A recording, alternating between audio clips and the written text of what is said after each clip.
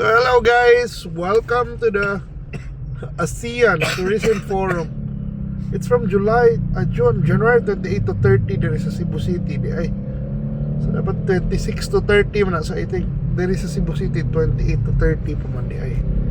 So welcome delegates, of course. So, there is a new star traffic na kay giveaways like bagong lane, pwede na magdiretso sa new star ang mga ri. Wala. May special ATF lane. Pero mana yung bano sakyanan no. Mana dag traffic na. There is amo dapit. Because of the event. Pero mana there are a lot of delegates gahapon ngali pag abot nako from Manila. I mean sa plane pa lang, yeah, I had, delegates from I think Timor-Leste, mga Indonesia, and some are kuan really, kuan ba? Okay ba ako mga kuyog mga ambassador dito or dagko kito rango sa ilang kuan. They were talking about hotels ko no na day uba na wala sila mag new star kay nilang mahal-mahal lang ko no ya dayon kuan ra. Pila ra sila ka oras di ba? Di sila ka suri-suroy. So they prefer I think Summit or sa Bayfront. Mo to ilang gigo dito kay mo naman kuan ba. At least $200 a night, so mura mag dako sa nakay bisag sa ilat tingali ba. Mo to na naon. Pero anyway, yes, this tourism forum is a big event. Diri sa atua, hopefully it will, it will result to some good things.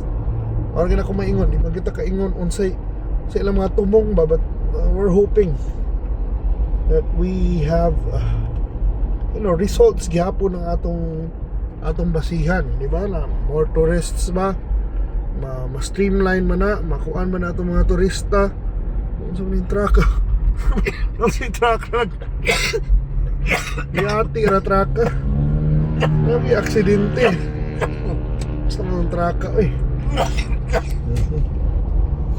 Ubog na kong driver ron. Ubog tanaw itong truck na sa ito kapasikat o sa duwiya.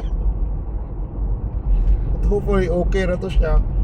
Malay na noon sa to siya nga ano to siya na naratol ba to siya o sita kasabot nga ano ingato ang kurma ano dito siya stumoy nabangga. The traffic is so far moderate ra dire. We're hoping wala ginakling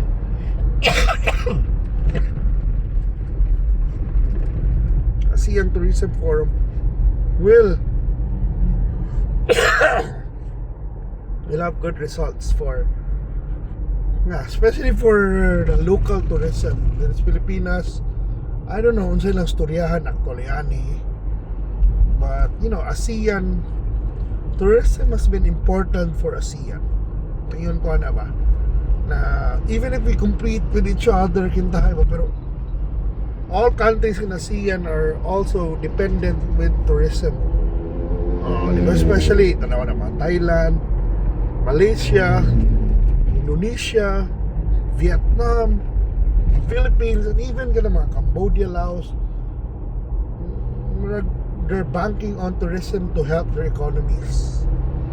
And I would say na yes, that's important na maybe magtinabangay na ta as one ASEAN ba na we can bring in tourists na mag-ambak lang ba. Maghimos like ASEAN tour, why not, di ba? So ASEAN we have our own culture. Napagin sa Manila, mga aksidente diri. Or nagbutang pa ng mga welcome to Cebu City. O ilan ang tampungan ng mga kita na di makita ng pasil. Sira na oy. Ang salipdan kita sa pitoron ni mga kuan. Sira makita ng mga reality. So kasabot di ani di ta pa drive on og kuan kay ako makakita ko ninyo mga the not so nice places. So di ba tanawa makakita ron traffic not because kuan kita mo dito sa survey okay ba ng traffic kuan lang ani kay nagayo butang dito kuan may mas lang one lane ganyan ng hunong. Pero yes, nag-create ng bottleneck ba, but yes, parang kuha na to ba na what do you think these big events ba, I know it will show na capable ang Cebu to hold big MICE events o yan na events. And it's nice to see also na gamito na itong mga bagong convention center sa Lapu-Lapu, for example. But also, we're really hoping na soon ako man naging sa SM, yung SMX Arena, because we really need a convention hall that can hold a lot of people in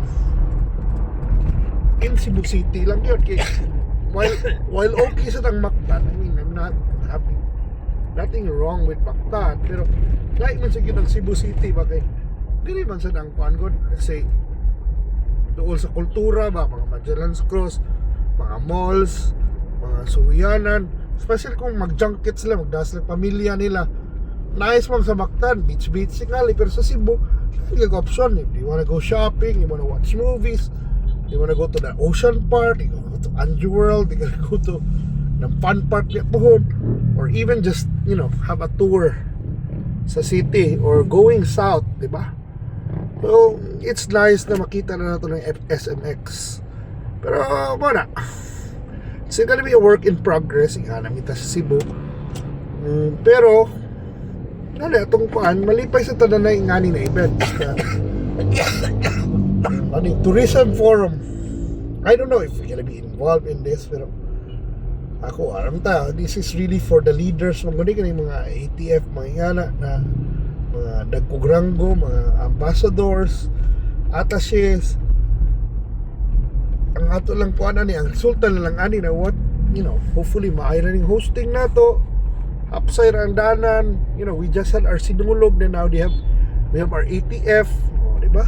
Hopefully kaya ito mga fellow, kaya mga tourism stakeholders in Southeast Asia will also, you know, yeah, mangitag mga synergies ba na we can help each other, and maybe, you know, ina mga ita, I mean, ako yung surprise son ron okay, sige tagbingin na ni gamay atong tourism dere, yet the Filipinos are traveling now abroad. Diba na bago rang rant si Bianca Gonzales na ano kung mag-Siargao sila, nagamay lang pura na mas mahal pag mag-Siargao sila kaysa let's say mag-abroad sila.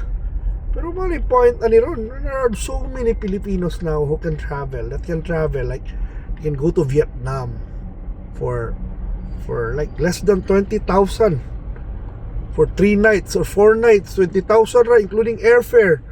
Oh, believe ko ana nila, and it also means that Filipinos now are traveling na mga number 2 matita na market sa Vietnam.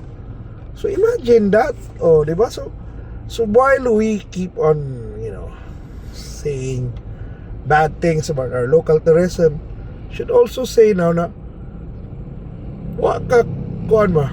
Believe na ko ron ang Pilipino na yung laag. Ang Pilipino na ang muadto, name mo na number 1, number 2 tourist, apilas top 5 tourist in some places dili para mag-TNT ha.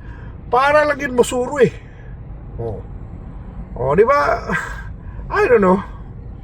It also means something. I mean, tag barato na, but Filipinos can afford sa una when I was younger. Kung may tag maka-adto kag Hong Kong, dato ra na ko mga classmate ang maka-adto ana oy kanang mga nag-abroad sila pag summer. Murag pipilar gina murag yung mga dato gid kina. So uban swerte lang sa uban tingin na mag-summer matos lag buhol. Oh, dato na gina. Karon mo rabag sa insayon na lang nato na, you know, Vietnam ta, magkuanta. So it means also a lot na kahit paano ba nitaasan ang income sa mga Pinoy. Oh, di ba na? Di magkita na yung manuroy. Oh, di ba? Kita na yung mga turista. Ato na ka magwaldas-waldas o kwarta sa abroad. That's a nice thing to know. Para lang nako ba? Alingaw ko na the development ay nalimang ka mga Pinoy na paglaglaag na sa abroad magasto-gasto. O di ba? Kano sa abo na mahitabo kaya di ba mahitabo. Pero yes, that's good thing.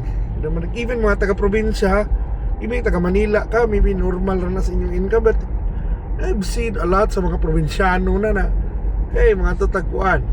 There's a a campaign na matuta makikita ang mga outbound na travel agencies to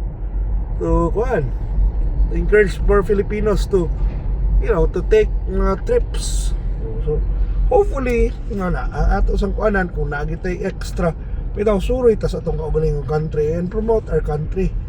But in the end, yes, this is ATF, so